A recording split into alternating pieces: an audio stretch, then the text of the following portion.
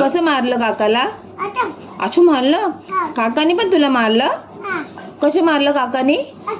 असं मारलं? मग तू काकाला ओरडला नाही? ओरडला? कसं ओरडला?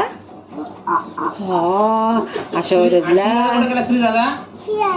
स्कूलला गेलाय. कोण पण असं दिसेल ना श्री. कुठे गेला श्री दादा? वरती वरती बसलाय. तू येतो श्री दादाकडे? येतो.